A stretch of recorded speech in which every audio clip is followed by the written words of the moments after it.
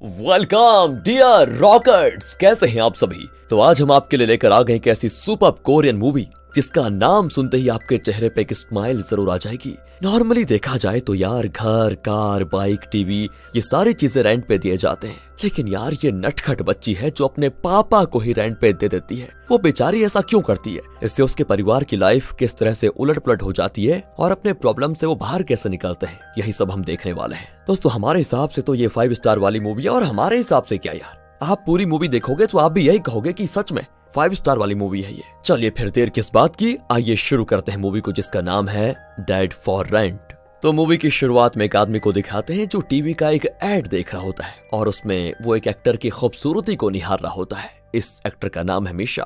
देखिए तो कैसे स्टैचू बना बैठा है। और तब उसकी वाइफ मारिया आती है तो वो झट से न्यूज चैनल पे आ जाता है और कहता है कि सुना तुमने, हमारे देश की करेंसी का वैल्यू एकदम से घट गया है, बेरोजगारी कई गुना बढ़ गई है। वो भी कहती है कि हाँ, जब तुम जैसे निकम्मे 10 साल से बिना किसी काम धंधे के घर पे बैठे रहोगे तो बेरोजगारी अपने आप बढ़ेगी। सही बात है। अरे ये तो मेरी आरती उतारने लग गई। ये सोचकर चैंग, दोस्तों हाँ इसका नाम चैंग है, चुपचाप अपनी बेटी के कमरे में घुस जाता है। बाप ऐसा तो ये देखिए बेटी को मुंह में ब्रश से रंग भर रखे हैं। चैंग पूछता है कि बेटा ये क्या हाल बना के रखा हुआ है तुमने। कुछ नहीं पापा, मैं रिसाइकलिंग कर रही हूँ। रिसाइकलिंग? किस चीज का रिसाइकलिंग कर रही हो? कहकर वो कमरे में नजर घुमाता है तो वहाँ उस चुटकी के ब्रांड न्यू शूज रखे होते हैं जिसका टैग भी दोस्तों अभी तक नहीं उतारा था।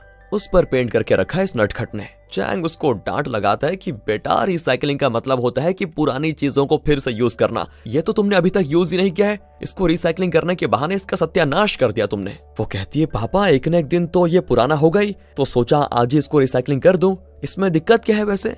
इस तरह दोस्तों पॉइंट पे जवाब देने वाली इस नटखट चुटकी का नाम है यंग। वो कहती है कल आपको मेरे स्कूल आना है, याद से है? तो वो चिढ़कर कहता है कि नहीं मैं नहीं आऊंगा, अपनी माँ को लेकर जाओ। नहीं पापा, टीचर ने आपको ही बुलाया है, आपको ही आना होगा। अगले दिन दोस्तों स्कूल में यंग की क्लास को दिखाते हैं जहां टीचर ने सारे स्टूडेंट्स को अपने घर से कोई ना कोई ऐसी चीज लाने को कही थी जिसे वो यूज नहीं करते। तो यहाँ पर आइडिया यह है कि एक के लिए जो चीज यूजलेस होती है तो वो किसी दूसरे के लिए यूजफुल हो सकती है और स्टूडेंट्स इन आइटम्स को एक्सचेंज कर पाएंगे। तो एक अमीर घर का लड़का जिसका नाम जेटी है वो तो प्ले स्टेशन लेकर आया होता है। भाई प्ले स्टेशन। अब सारे बच्चे नारे लगाते हैं कि मुझे चाहिए प्ले स्टेशन, मुझे चाहिए।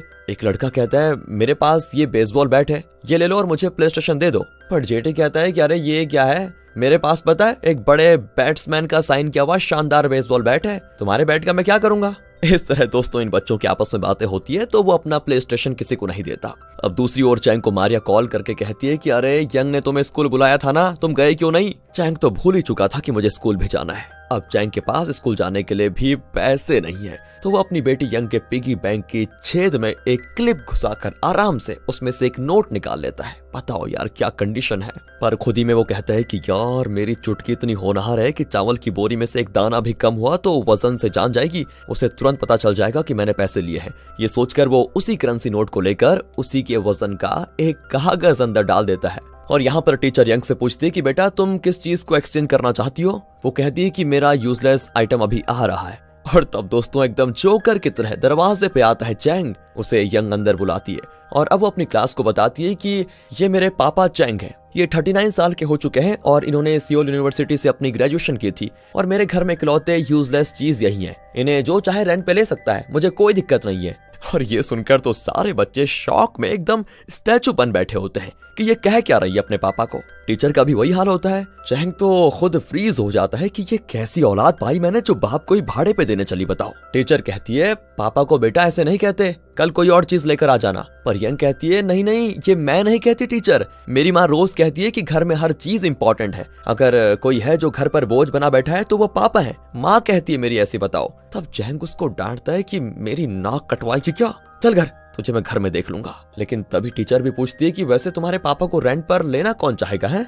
और दोस्तों ये देखिए जेटी खड़ा होकर कहता है कि मैं लूंगा टीचर इन्हें, मैं अपने सारे आइटम्स यंग को देने को तैयार हूँ, बदले में मैं इनको ले जाऊंगा। वो चैंग से कहता है कि सुनो अंकल, इस सेकंड से आप मेरे हो, समझे। चैंग गुस्से में वहां से जाने लगता है तो जेटी उसका पैर पकड़कर कहता है कि कहाँ जा रहे हो, मैंने तुम्हें खरीद लिया है, तुम मेरे साथ घर चलो। और तब टीचर कहती है कि सर उसके पापा नहीं है, बाप के प्यार के लिए वो तरस रहा है, अगर आपके पास टाइम हो तो उसके साथ जाकर थोड़ा वक्त बिताने में आपका जाएगा ही क्या। अब चैंग भी खुद में सोचता है कि वैसे मेरे पास टाइम ही टाइम है, क्यों ना इस बच्चे की भी थोड़ा मदद कर दूं।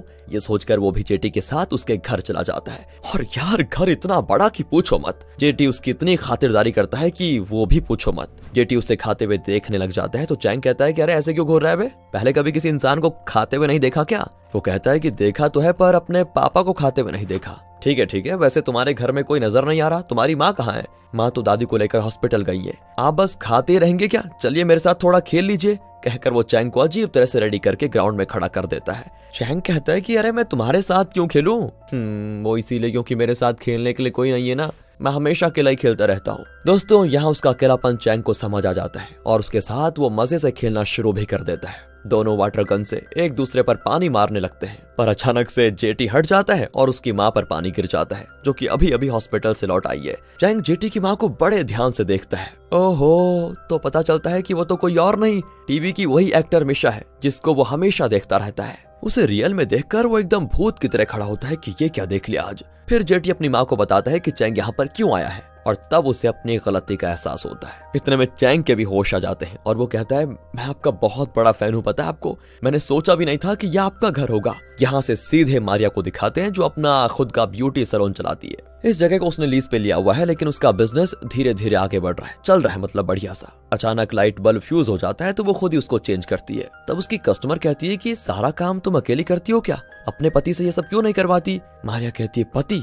अरे वो कोई काम ही नहीं करना चाहता, बल्ब चेंज करने को कहूंगी तो बहाने बनाएगा कि हाथ में दर्द है, पैर में मोच है वगैरह वगैरह। अरे वो इस तरह ही करता है हर बार। लेकिन दोस्तों वहां जेटी के घर में उस मिशा के कहने पर चैंग देखो उनका बल्ब चेंज कर रहा होता है और मिशा से कहता है कि आपके घर में देखो जो भी प्रॉब्लम होगी मुझे बता दीजिए, मैं सब ठीक कर सकता हूँ, सबका सब, क्योंकि देखो मैं बहुत ही जिम्मेदार फैमिली मैन हूँ। इस तरह अपना झंडा गाड़ कर वो वापस घर आ जाता है और यहाँ पर फिर बाप बेटी मिलकर साबुन के पानी से बबल्स छोड़कर पूरे घर को गंदा कर रहे होते हैं। एक बबल काफी बड़ा निकलता है तो दोनों नाचने भी लग जाते हैं कि वाओ ऐसा बबल किसी ने नहीं देखा होगा। लेकिन पता है क्या दोस्तों, वो सीधा जाकर मारिया के मुंह पे फट जाता है। बेचारी काम के बाद एकदम थकी हुई थी और इन दोनों शैतानों ने मिलकर देखो घर का क्या हाल करके रखा हुआ है। अब साफ सफाई भी उसे ही करनी पड़ेगी क्योंकि ये चैंग तो कुछ करने वाला है नहीं। वो गुस्से में अंदर जाती है। ये दोनों मतलब चैंग और यंग एकदम चुप रहते हैं क्योंकि इन्होंने एक भी शब्द कहा तो इस घर में भूचाल आ जाएगा। अगले दिन की बात है, स्कूल के बाद जेटी यंग से कहता है कि तुम्हारे पापा सच में कमाल के आदमी है, देखो यार मेरे साथ कल ना इतना मजा किया ना उन्होंने, क्या बताऊं। पर वो कहती है अरे तुम्हारे साथ, लेकिन मेरे साथ तो वो कभी खेलते भी नहीं और उनकी वजह से मुझे माँ की डांट भी सुननी पड़ती है। जेटी कहता है कि सच कह रही हो क्या? तुम एक काम करो, रोज अपने पापा को मुझे रेंट पे दे दो, मेरी माँ ने तुम्हारे पापा को ये कवर देने को कहा था। यंग उस कवर को देखती जिसमें करेंसी नोट्स होते हैं और ये देखकर यंग के चेहरे पे आता है विलन वाला स्माइल क्योंकि उसे मिल गया है एक बिजनेस प्लान। यहाँ चैंग अपने दोस्त के ब्राउजिंग सेंटर में बैठा आंखें फाड़ कर मिशा के फोटोज को देख रहा होता है। उसका फ्रेंड कहता है कि अरे इसको क्यों ताक रहा है, तेरी बीवी नहीं है क्या घर पर? हाँ तुम क्या जानो खूबसूरती का मतलब, मैंने पता है मिशा को रियल में देखा है और उसकी खूबसूरती के लिए तो मैं करोड़ों डॉलर्स लुटा दूं। फ्रेंड कहता है कि अच्छा बेटा, 2 महीने पहले मुझसे $250 उधार लेकर लिए थे तूने, वो तो तुझसे दिए नहीं जाते, मिशा को करोड़ों देगा बड़ा। फिर इस तरह की बातें खत्म होती है तो चैंग घर आकर टीवी पर एक क्विज प्रोग्राम देखता है। उस शो के हर सवाल का जवाब चैंग बिल्कुल सही दे रहा होता है, लेकिन यंग उससे रिमोट छीनने की पूरी कोशिश कर रही होती है कि मुझे कार्टून चैनल देखना है पापा, पर चैंग रिमोट देता ही नहीं और फिर कोई रास्ता न पाकर यंग जेटी का दिया हुआ वो कवर चैंग को पकड़ा देती है। उसमें होते हैं बहुत सारे पैसे। चैंग कहता है कि तुमने जेटी से इतने पैसे क्यों लिए? वो कहती पापा आप इतना गुस्सा क्यों होते हो, आपको तो खुश होना चाहिए कि आपके इतिहास में पहली बार आपने पैसे कमाए हैं, आप उल्टा भड़क रहे हैं मुझ पर।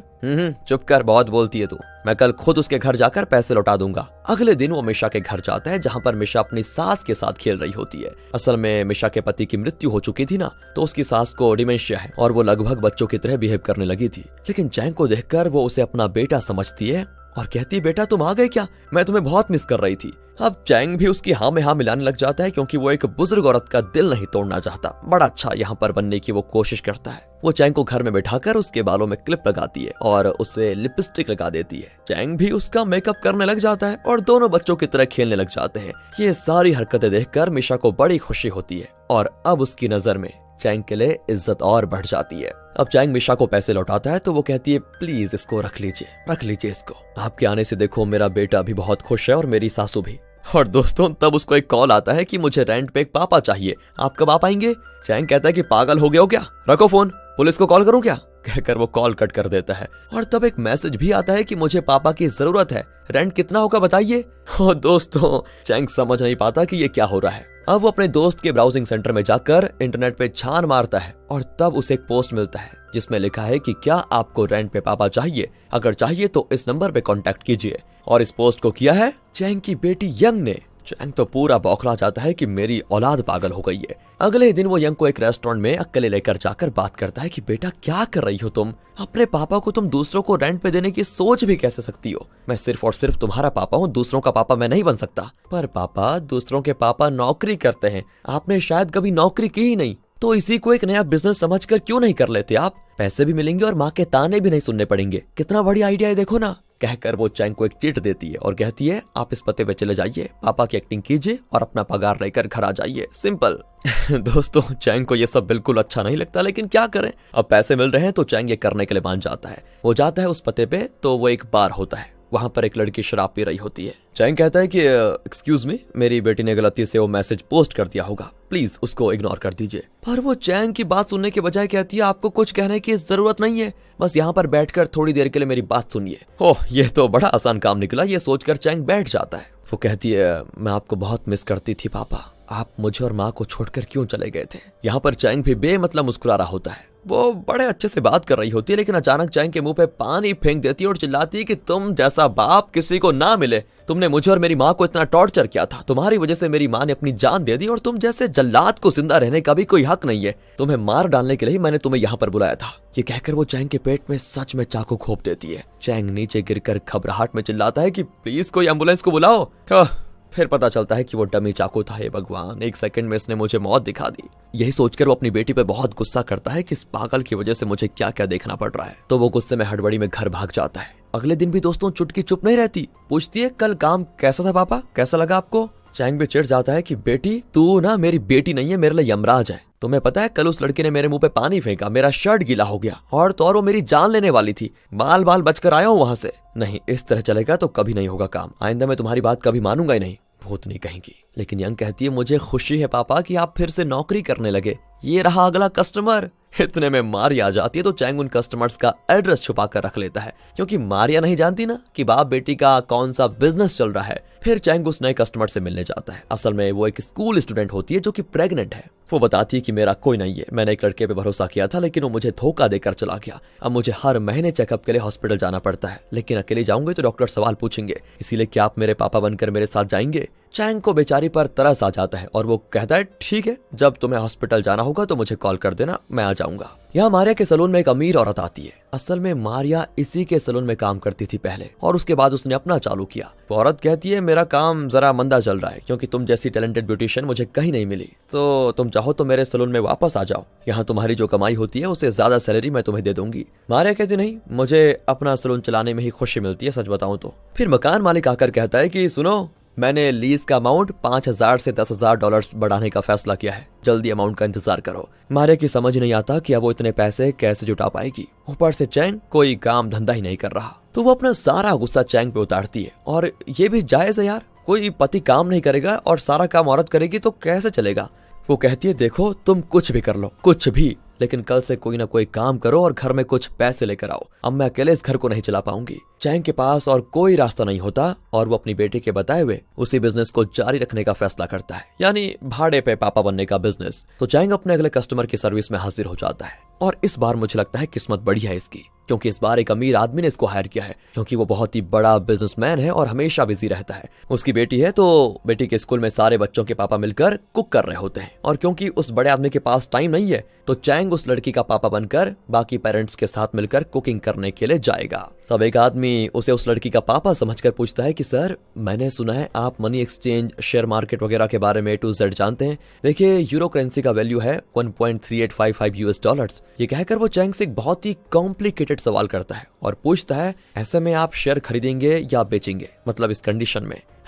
दोस्तों चैंग को तो सवाल ही समझ में नहीं आता, लेकिन उसका आखिरी पार्ट ये था कि आप शेयर्स खरीदेंगे या बेचेंगे। तो चैंग यूं ही अंधेरे में तीर मार देता है और कहने वाला होता है कि मैं शेयर्स खरीदूंगा, लेकिन बोलते बोलते उस आदमी के चेहरे का एक्सप्रेशन चेंज होने लगता है। तो चैंग कहता है नहीं नहीं नहीं, मैं तो बेच डालूंगा। और ये सुनकर वो आदमी बौखला जाता है, कहता है कि सर आप सच में जीनियस है, सच में आप शेयर्स को खरीदने का दावा करेंगे लेकिन आखिर में बेच देंगे, है ना? इस तरह से आपका लॉस होने से बच जाएगा। लाजवाब हो सर आप। यहाँ अब चैंग को लगने लगता है कि यार कहीं मैं सच में इतना समझदार तो नहीं हूँ। फिर सभी मिलकर बच्चों को खाना सर्व करते हैं। वो अमीर आदमी की बेटी भी लाइन में आती है। चैंग इस लड़की को नहीं पहचानता, हालांकि वो इसी का पापा बनकर यहाँ पर आया है। तब टीचर कहती है कि सर अपनी बेटी को थोड़ा और खाना दीजिए ना। और तब जाकर चैंग को पता चलता है। वो लड़की बहुत ही उदास होती है कि यार पापा नहीं आए और बताओ किसी और को पापा बनाकर भेज दिया। असल में बाकी स्टूडेंट्स उसको हमेशा बुली करते रहते हैं क्योंकि वो चुप रहती है। आज भी एक स्टूडेंट उस पर खाना गिरा कर जाती है। बताओ। ये देखकर चैंग उस लड़की के ऊपर लगे खाने को साफ करने जाता है तो वो चिल्ला देती है कि चुपचाप यहाँ से चले जाइए,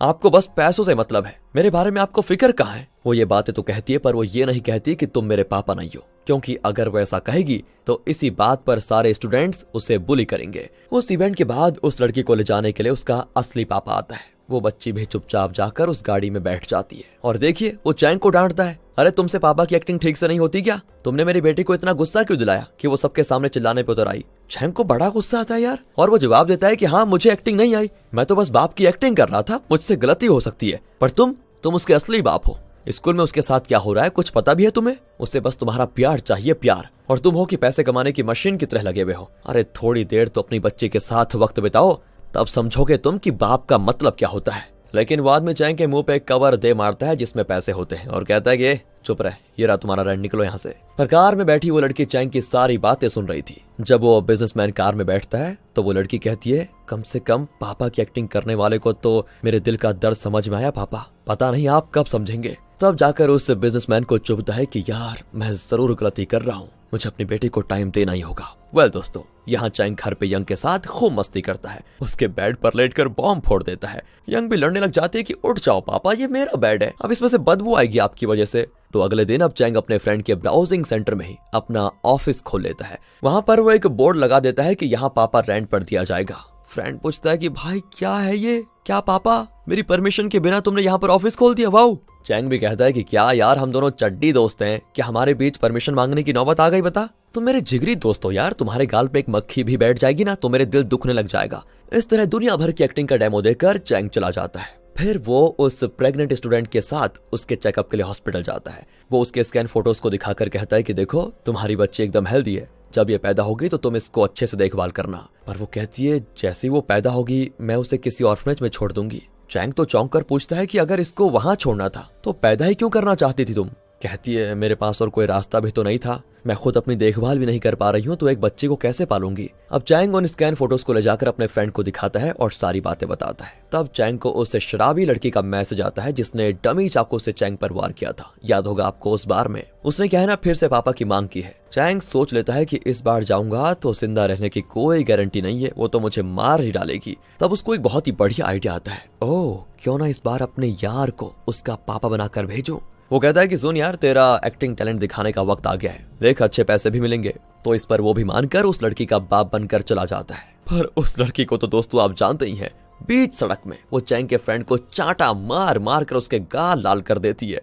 वो बेचारा मुड़कर देखता है तो चैंग किसी अजनबी की तरह वहां पर खड़ा इसकी वीडियो बना रहा होता है। इसी ने कहा था कि यारा तेरे गाल पे मक्खी भी बैठेगी ना तो मेरा दिल दुखेगा, और देखो अब ये चुपचाप मार खा रहा है लेकिन अपना हीरो आराम से तमाशा देख रहा है। वो लड़की चैंग के फ्रेंड को खूब पीट कर कहती है कि इस बार मेरे पास पैसे नहीं है इसलिए ये रख लो, कहकर वो अपना गिटार उसको देकर चली जाती है। बाद में दोनों उस लड़की से बात करते हैं तो पता चलता है कि उसका बाप उसे और उसकी माँ को बहुत टॉर्चर करता था, लेकिन अब वो जिंदा नहीं है और ना ही उसकी माँ जिंदा है। बेचारी के पास तो रहने को घर तक नहीं है। अब चैंग और उसके फ्रेंड को थोड़ी दया आ जाती है। वो कहते हैं कि हमारे ब्राउजिंग सेंटर में कोई ना कोई काम होगा तुम्हारे लायक, तुम वो कर लेना और वहीं रह भी लेना। वो भी अगले ही दिन वहां पर आ जाती है। फिर वो बिजनेसमैन जिसने चैंग को अपनी बेटी का पापा बना के उसके स्कूल भेजा था वो चैंग से मिलता है और कहता है कि देखो मुझे अपनी गलती का एहसास हो गया है, मैंने पैसे कमाने के चक्कर में अपनी बेटी का जरा भी ख्याल नहीं रखा। मेरे प्यार के लिए तरस रही थी वो और नींद की गोलियां खाकर जान गंवाने पे उतर आई। अच्छा हुआ मैंने उसे बचा लिया। अब मैं सुधर चुका हूँ और उससे बात करना चाहता हूँ,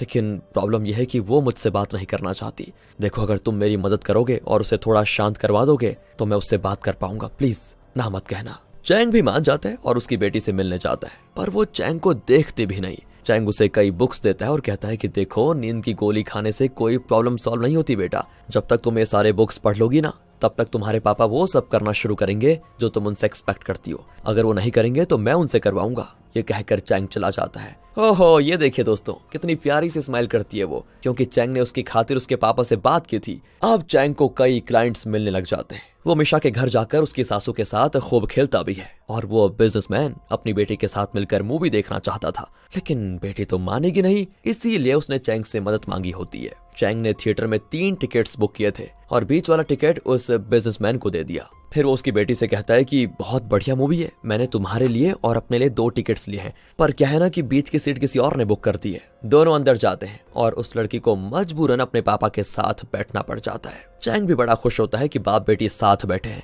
फिर चैंग एक ऑर्फनेज में जाता है जहाँ सिस्टर बच्चों से कहती है कि देखो, तुम लोग अपने पापा के साथ जो जो गेम्स खेलना चाहते हो वो सब तुम इनके साथ खेल सकते हो। फिर क्या था, चैंग उन बच्चों के साथ बच्चा बन जाता है और ऐसा आदमी जो अपनी बेटी के पिगी बैंक से पैसे चुराता था, वो अब इतना कमाने लगा है कि अपनी वाइफ के पर्स में पैसे रखने लग जाता है। रात रात भर उसे कस्टमर्स के मैसेजेस आते रहते हैं और जब मारिया देखती है तो वो सोने की एक्टिंग कर लेता है। अगली सुबह चैंग देर तक सोता है। यंग उसको खेलने के लिए बुलाती है, लेकिन वो काम में इतना बिजी है कि रात को सो भी नहीं पाता और सुबह देर से उठता है। अब वो यंग के साथ वक्त नहीं बिता पाता, ये समस्या हो गई है। यंग अब अकेले ही खेलने लगती है। फिर वो जाकर रेडी होता है और सीधे मिशा के घर जाकर जेटी और उसकी दादी के साथ खूब खेलता है। फिर एक दिन चैंग मारिया और यंग को एक बड़े रेस्टोरेंट में लेकर जाता है। मारिया पूछती है कि इतने बड़े रेस्टोरेंट में लंच करने के तुम्हारे पास पैसे हैं क्या? आजकल तुम बड़े बिजी भी लगते हो, तुम करते क्या हो? अब चैंग सोचता है कि सच बताऊंगा तो मारिया की डांट पड़ेगी, इसीलिए वो झूठ बोलता है कि देखो, मैं एक बड़े बिजनेसमैन को मनी एक्सचेंज, शेयर मार्केट वगैरह के सिलसिले में सलाह देता हूँ,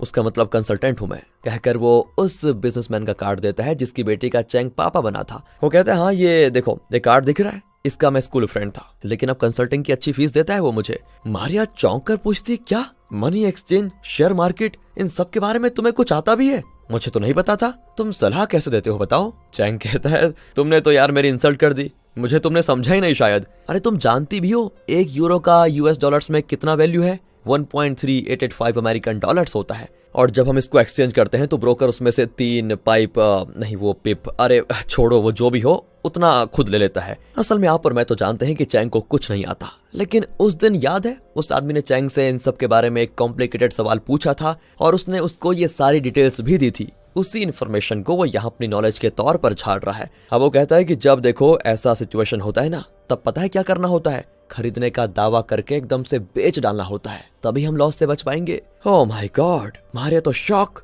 और यंग भी शॉक कि इतना अच्छा दिमाग है पापा का, बताओ कहां से अटपका इतना सारा नॉलेज इनके पास। उस रात चैंग अपने परिवार के साथ डिनर ना करके मिशा के घर जाकर वहां डिनर करता है। फिर वो मिशा से कहता है कि आपकी सास को देखकर मुझे अपनी दादी की याद आती है, पता है उन्हीं की वजह से मैं ग्रेजुएट बना था। मिशा पूछती है, वो कैसे कैसे? तो चैंग बताता है कि मैं स्कूल में टॉप करता था, लेकिन मेरे पेरेंट्स का कोई खास रिएक्शन नहीं होता था मुझ पर मेरी दादी वो बड़ी खुश होती थी कि मेरे पोते ने टॉप किया। उनके चेहरे पे ऐसी खुशी देखने के लिए मैं बार बार टॉप करने लगा। आपकी सास भी उन्हीं की तरह हर छोटी छोटी बात पर खुश होती है, इसीलिए मैं ऐसा कह रहा हूँ। तब जेटी आकर कहती है, मम्मा मेरे बर्थडे पे आपने मुझे बेसबॉल मैच दिखाने का वादा किया था ना, तो हम तो जा रहे हैं, लेकिन पापा आप भी जरूर आना, तीनों मिलकर मैच देखेंगे, बड़ा मजा आएगा। इसके बाद चैंग यहाँ पर कुछ कहता तो नहीं है, लेकिन खुशी खुशी चला जाता है। चैंग को इनकार करने का मौका ही नहीं मिलता। फिर ब्राउजिंग सेंटर में काम कर रही उस लड़की के हाथ में वो नेल पॉलिश लगाने लग जाता है। उसके फ्रेंड को चिढ़न होने लग जाती है क्योंकि वो उस लड़की को पसंद करने लग गया था। अब वो उसे कोई काम दे देता है ताकि वो चैंग के पास ही ना मंडराए।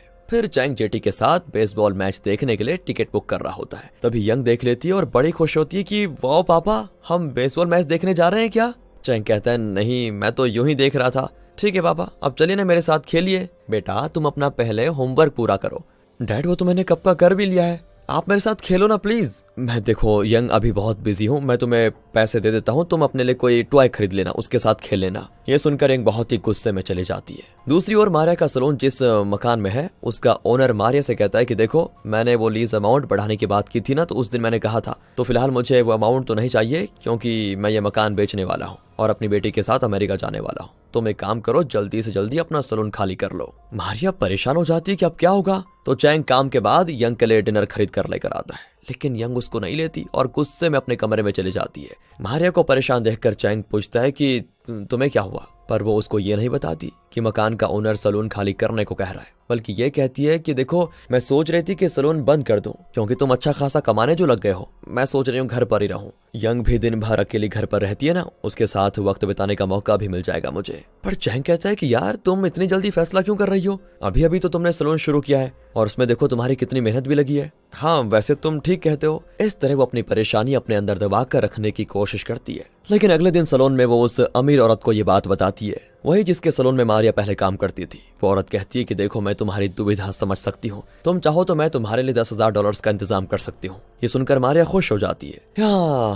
लेकिन दोस्तों यहाँ पर यंग बहुत दुखी है कि अब पापा मेरे साथ वक्त नहीं बिताते। वो टीवी ऑन करती है तो उसमें बेसबॉल मैच दिखाते हैं जहाँ स्टेडियम में चैंग, मिशा और जेटी साथ में मजे कर रहे होते हैं। और ये देखकर आज पहली बार यंग के पेट में जलन होने लगती है। लेकिन अब रोने से क्या फायदा, यंग ने खुद ही अपने पापा को ये काम सिखाया था, मतलब भाड़े का पापा बनकर पैसे कमाने का आइडिया उसी का था और उसी ने अपने पापा को जबरदस्ती इस काम में धकेला भी था। खैर दोस्तों, यहाँ मैच के दौरान बॉल हवा में उड़ता है और चैंग के पास आता है, लेकिन वो उसे पकड़ नहीं पाता तो वो निराश हो जाता है क्योंकि अगर चैंग उसे पकड़ लेता तो बॉल जेटी को मिल जाती। अब वो बॉल किसी और के पास चली जाती है और वो उसे अपनी गर्लफ्रेंड को दे देता है। और जब चैंग ये बात रियलाइज करता है तो वो चिल्लाता है कि अरे वो बॉल इस बच्चे को दो। उसकी आवाज को सुनकर सभी कोरस में गाने लगते हैं कि बॉल उस बच्चे को दो, उसको दे दो। उस लड़के के पास भी और कोई रास्ता नहीं होता और वो बॉल चैंग को दे देता है। फिर बॉल पाकर जेटी बड़ी खुश होती है। इस बीच मिशा को कॉल आता है कि हॉस्पिटल में उसकी सास हंगामा कर रही है। तीनों हॉस्पिटल जाते हैं तो वहां पर सासू ने तोड़ फोड़ मचा के रखी थी कि मुझे मेरा बेटा चाहिए, उसे बुलाओ कैसे भी करके। मिशा कहती है कि देखिए आपका बेटा आ जाएगा, प्लीज सब्र कीजिए, पर वो नहीं मानती। अब यहाँ पर मिशा और सह नहीं पाती और कह देती है कि देखो अब मुझसे और नहीं होगा, आपका बेटा मर चुका है, उसे कोई वापस नहीं लेकर आ सकता, समझिए आप। आपका बेटा मर चुका है, इसलिए प्लीज आप ये सब करके मुझे भी मरने पे मजबूर मत कीजिए। सास को डिमेंशिया है और वो भूल चुकी है कि उसका बेटा अब जिंदा नहीं है। पर अब मिशा की बात को सुनकर सच का एहसास उसे होने लगा था शायद, और वो बेहोश हो जाती है। चैंग मिशा को शांत करने की कोशिश करता है कि प्लीज कंट्रोल करो अपने आप को। अब यहाँ पर मारिया और यंग उस मकान मालिक से मिलने जाती हैं। मारिया कहती है कि आपने लीज के $10,000 मांगे थे ना, मैं पैसे लेकर आ गई हूँ, आप अगर नए लीज एग्रीमेंट पे साइन कर देते तो अच्छा होता। पर वो ऊंची आवाज में कह देता है कि अरे तुम्हें मेरी बात समझ नहीं आई क्या, मैं वो मकान बेचने वाला हूँ, नहीं चाहिए मुझे नया लीज एग्रीमेंट। इसी बीच यंग जेटी को कॉल करके कहती है मैंने अपने पापा को तुम्हारे साथ देखा था स्टेडियम में, कहाँ है मेरे पापा, बताओ, उन्हें बुलाओ। उसकी बातें सुनकर मारिया फोन ले लेती है और तब जेटी कहता है कि तुम्हारे पापा हॉस्पिटल में हैं। सुनकर दोनों उस हॉस्पिटल के लिए निकल जाती हैं और वहां चैंग मिशा को दिलासा दे रहा होता है, जिसको देखकर यहाँ मारिया गलत समझ बैठती है कि शायद चैंग का उसके साथ अफेयर चल रहा है और वो गुस्से में हॉस्पिटल से चले जाती है। देख रहे हैं दोस्तों कहां से कहां घूम रही है कहानी। चैंग भी उसको देख लेता है और उसे रोकने के लिए उसकी गाड़ी के आगे खड़ा हो जाता है और कहता है कि अरे मेरी बात सुनो यार, जो तुम समझ रही हो बिल्कुल वैसा कुछ नहीं है। वो कहती है कि अच्छा तुम ये कहना चाहते हो ना कि तुम उसको जानते तक नहीं। नहीं मारिया, मैं उसको जानता हूँ, देखो मुझे एक्सप्लेन करने का मौका तो दो, मैं तो बस उनके साथ बेसबॉल मैच देखने गया था बस। देखा तुमने खुद सच कबूल कर लिया। 10 साल से तुम घर में बैठे रहे बिना नौकरी के, मैं तुम पर तरस खाकर तुम्हारा, हमारे घर का और हमारी बेटी का ख्याल रखती रही। मेरी जगह कोई और होता ना तो कब का तुम्हें छोड़कर जा चुकी होती। अब चैंग को भी गुस्सा आ जाता है। वो उसके पास आकर कहता है कि अच्छा तो इतने साल से तुम मुझ पर तरस खाकर मेरे साथ रही, वाह, तुमने मुझसे प्यार नहीं किया ना। तो वो भी कहती है कि हाँ तुम्हारे दिल में तो बहुत प्यार है ना, तो जाओ अपनी नई गर्लफ्रेंड को अपना सारा प्यार दो, मुझे नहीं चाहिए, कहकर मारिया चली जाती है। अगले दिन स्कूल की बात है। यंग स्कूल में जेटी से कहती है कि मैंने अपने पापा को रेंट पे दिया था, लेकिन आइंदा वो सिर्फ मेरे पापा होंगे, तुम्हारे पापा नहीं बनेंगे। जेटी कहता है ये सब कहने वाली तुम होती कौन हो, मुझे वो पसंद है और उन्हें मैं पसंद हूँ, मैं तो रोज उन्हें रेंट पे लूंगा और उन्हें अपने घर पर बुलाकर उनके साथ खूब खेलूंगा भी। इस पर दोनों की बहस होती है, दोनों की लड़ाई होने लग जाती है। अब चैंग उस प्रेग्नेंट स्टूडेंट से मिलता है जो कि अपनी होने वाली बच्ची को ऑर्फनेज में छोड़ने की सोच रही थी। चैंग कहता है कि बेटा एक बार फिर सोच लो, कम से कम अपने बॉयफ्रेंड को तो बता दो, वो तो इस बच्ची का बाप है। तब वो एक फोटो दिखाकर कहती है कि ये है मेरा बॉयफ्रेंड, पर पता नहीं ये कहाँ पर है, अगर आपसे बन पड़े तो इसको ढूंढ निकालिए, फिर सोचेंगे। चैंग कहता है कि देखो ये मेरा काम नहीं है, ये कहकर वो जाने लगता है। तब वो कहती है कि देखा आप भी मुझे छोड़कर जाने पे तुले हुए हैं, आप मेरे असली पापा नहीं है ना, इसीलिए आपको मेरे लिए कुछ करने की जरूरत नहीं है। ये सुनकर चैंग गिल्टी फील करने लगता है। और अभी कुछ देर पहले स्कूल में यंग और जेटी की लड़ाई हुई थी, तो उनके पेरेंट्स को बुलाया जाता है। यंग की माँ मारिया और जेटी की माँ मिशा आती है। मारिया यंग से कहती है कि जेटी से माफी मांगो बेटा, पर वो कहती है मैं किसी से माफी नहीं मांगूंगी। तो मारिया उसको डांट लगाकर उसे खींच कर बाहर लेकर जाती है। तभी मिशा उससे बात करने की सोचती है, लेकिन वो कहती है मुझे किसी से बात नहीं करनी। मिशा कहती है देखिए बुरा मत मानिए, मेरी सास को डिमेंशिया है और इसी वजह से आपके पति उनके बेटे की एक्टिंग कर रहे हैं। हमारे बीच देखो ऐसा कुछ भी नहीं है जैसा आप सोच रही है। तब जाकर मारिया थोड़ी शांत होती है। लेकिन अब भी दोस्तों मिशा ने मारिया को ये नहीं बताया कि चैंग भाड़े का पापा बना फिर रहा है। असल में एक बात बताऊं आपको, चैंग पैसों के खातिर मिशा के घर नहीं जाता, बल्कि उसकी सास के साथ वक्त बिताकर चैंग को खुशी मिलती है, क्योंकि वो उसे उसकी दादी की याद दिलाती है। अब मारिया तुरंत ब्राउजिंग सेंटर में जाती है, पर वहाँ चैंग नहीं होता। और तब वो वहाँ पर रखा हुआ बोर्ड देखती है जिसमें लिखा हुआ है कि यहाँ भाड़े के पापा मिलेंगे। और यहाँ से क्लियर होता है मारिया को उसे सब कुछ समझ में आने लग जाता है और वो चैंग के फ्रेंड को घूरते हुए गुस्से में वहां से निकलती है। फिर घर आकर वो यंग से पूछती है कि क्या तुम इस बारे में जानती हो बेटा? कहती है सॉरी मम्मी, पापा ने तो ये काम करने से मना किया था, लेकिन मैंने ही जिद करके उनको इस काम पे लगाया था। उन्हें कस्टमर्स भी मैं ही ढूंढ कर देती थी। हे भगवान, ये घर है कि क्या है? रोकर बेटी और भाड़े का बाप, सत्यानाश करके रखा हुआ है बेटी बाप ने परिवार का। फिर दोनों मिलकर चैंग को ढूंढने लग जाती है। इसी बीच चैंग ब्राउजिंग सेंटर में आ जाता है और कहता है कि देखो अब मैं ये बाप बनने का बिजनेस बंद करने वाला हूँ। इस काम की वजह से यार मेरा परिवार बिखर गया। तब उसका फ्रेंड कहता है कि अगर तुम ये काम नहीं करोगे तो मारिया का सलून हाथ से निकल जाएगा। चैंग पूछता है कि ये क्या कह रहे हो तुम? और तब फ्रेंड उसको पूरी बात बताता है कि वो ओनर मकान बेचने वाला है और मारिया को सलून बंद करना पड़ेगा। अब चैंग को मारिया की मुश्किल समझ में आ जाती है और वो तुरंत उस मकान मालिक से मिलने जाता है। उसे लगता है कि अगर वो किसी तरह मारिया का सलून बचा लेगा तो मारिया का गुस्सा कम हो जाएगा। चैंग फिर उस ओनर के पैर पड़ता है, लेकिन वो मानने को तैयार ही नहीं होता और अड़ा रहता है कि मैं वो मकान बेच कर रहूंगा। उसने तो यहाँ तक कि अपना सारा सामान पैक करके रखा होता है, पर ऊपर किसी दूसरे शहर का एड्रेस लिखा होता है। चैंग चौंक जाता है कि आप तो अमेरिका जाने वाले थे ना, फिर इसमें ये लोकल एड्रेस क्यों लिखा हुआ है बताइए? और तब वो सच बताता है। असल में उसकी बेटी शादी करके अमेरिका में सेटल होने वाली है, लेकिन वो अपने पापा को यहीं छोड़ कर जाने वाली है। अगर लोगों को पता चला कि वो अपने बूढ़े बाप को यहीं अकेला छोड़कर चली गई तो ओनर की बेइज्जती होगी, ऐसा ओनर का मानना है। इसीलिए वो लोगों को ये बता रहा है कि मेरी बेटी मुझे अमेरिका ले जाने वाली है, पर असल में तो बेचारा पास के दूसरे शहर में रहने जा रहा है जहाँ उसे कोई पहचानता नहीं, ना ही उसका कोई अपना है। चैंग कहता है कि वाह क्या पागलपन है, आप 50 साल से यहाँ पर रह रहे हैं, कोई कुछ भी कहे उससे क्या फर्क पड़ता है? अरे आप आराम से यहाँ पर क्यों नहीं रहते? वो कहता है कि देखो तुम मेरे मामले में टांग मत अड़ाओ, मेरी बेटी अमेरिका जाए या कहीं और, अब मैं उसको देखना तक नहीं चाहता। चैंग कहता है कि देखो बाप वो होता है जो बिना किसी एक्सपेक्टेशन के अपने बच्चों को बड़ा करता है। आपने इतने साल मेहनत करके अपनी बेटी को पाल पोस कर बड़ा किया है, एक न एक दिन देखना वो आपको जरूर समझेगी। आप अकेले नहीं है, हम सब आपके साथ हैं। आप एक काम कीजिए, अपनी बेटी को सेंड ऑफ करने एयरपोर्ट जरूर जाइए, वरना पता नहीं अगली बार आप उससे कब मिल पाएंगे। ये कहते कहते चैंग उदास होकर निकल जाता है। घर पर मारिया चैंग का सिस्टम चेक करती है तो उसमें तो कई लोगों ने फीडबैक भेजा होता है कि मेरे पापा गुजर गए थे, लेकिन आपसे मिलकर मुझे ऐसा लगा जैसे मेरे पापा के साथ बिताए वो पल मुझे वापस मिल गए हों। उस ऑर्फनेज के बच्चों ने भी बहुत ही इमोशनल लेटर्स लिखे होते हैं चैंग के लिए। ये सब देखकर मारिया की आंखों में आंसू आ जाते हैं कि चैंग जो काम कर रहा था उससे कितनों की लाइफ में खुशियां लौट आई हैं। दूसरी ओर चैंग हॉस्पिटल जाता है जहां वही मिशा की सास को एडमिट किया गया है। वो कहता है कि इतने दिन दूसरे लोग मुझे पापा के तौर पर रेंट पे लेते थे, क्या आज के लिए मैं आपको अपनी दादी के तौर पर रेंट पे ले लूं? कहकर वो दादी के बेड पर सर रख लेता है, क्योंकि चैंग को भी अपने पेरेंट्स से ज्यादा अपनी दादी से प्यार था। वो देखता है कि दादी की उंगलियों में नेल पॉलिश मिट रहा है, वो तुरंत उनकी उंगलियों में नेल पॉलिश लगाने लग जाता है। दादी कहती है तुम मेरे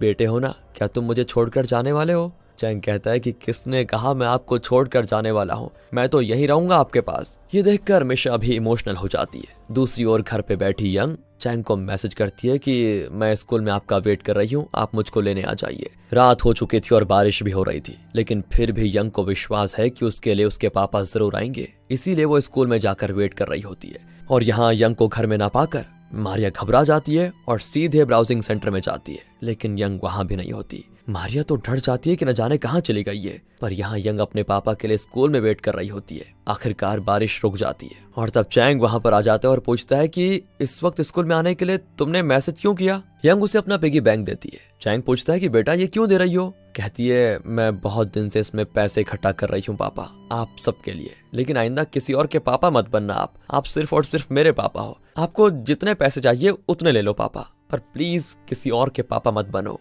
कहकर वो अपना पिगी बैंक तोड़ देती है, लेकिन उसमें करेंसी नोट्स कम और डमी कागज ज्यादा होते हैं, क्योंकि चैंग ने कई बार उसमें से पैसे चुराए थे। पर बेचारी यंग ये बात नहीं जानती थी और पैसों के बजाय कागज को देखकर वो बेचारी तो फूट फूट कर रोती है। अरे पापा, मैंने इसमें असली पैसे रखे हुए थे, मैं सच कह रही हूँ, पता नहीं ये नकली कागज कैसे बन गए। बिना पैसे के आप रेंट पे मेरे पापा नहीं बनोगे क्या? आपके बिना मैं क्या करूंगी पापा, प्लीज वापस मेरे पापा बन जाओ ना पापा। इस तरह चुटकी बहुत रोती है और यहाँ चैंग तो एकदम से पिघल जाता है कि ये मेरी बच्ची ने क्या सोच लिया। वो कहता है कि बेटा, तुम्हें रेंट देने की क्या जरूरत है, तुम मेरी अपनी बेटी हो, तुम मुझे कुछ दो या ना दो, मैं तो हमेशा से तुम्हारा ही पापा था और अभी भी हूं और मरते दम तक सिर्फ तुम्हारा ही पापा रहूंगा। ये सुनकर चुटकी खुशी के मारे लिपट जाती है। चैंग भी बहुत रोता है। तब वहां पर मारिया आकर यंग को डांटने लगती है कि बेटा, इतनी रात गए तुम यहाँ क्या कर रही हो, मैं कितनी डर गई थी तुम्हारे लिए। यंग कहती है, मैं अपने पापा को ढूंढ रही थी समझी, और उन्हें वापस पाने के लिए मैं कहीं भी जा सकती हूँ। इस उम्र में इतनी जबान लड़ाती हो,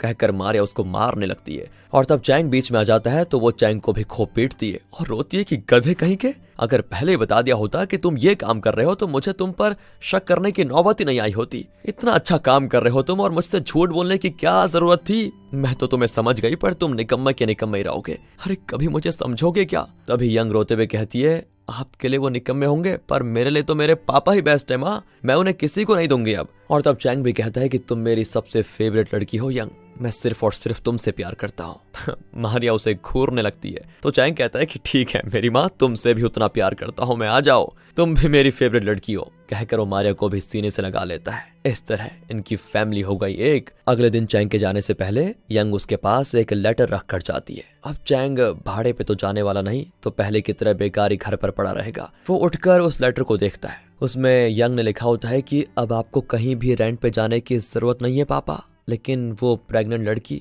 बेचारी आपके बिना क्या करेगी? अगर आपने उसकी मदद नहीं की तो वो अपनी बच्ची को ऑर्फनेज में छोड़ देगी, फिर वो बच्ची बिन बाप के कैसे पलेगी? प्लीज उसकी मदद कीजिए आप। इसी बीच वो मकान मालिक घर पर आता है और मारिया से कहता है कि मैं अमेरिका नहीं जा रहा, सिर्फ मेरी बेटी जा रही है और मैं तुम्हारे सलून का एग्रीमेंट फिर से उसी पुराने अमाउंट यानी $5000 पे साइन करने को तैयार हूँ। इतनी खुशी होती है मारिया को ये सुनकर कि क्या बताएं।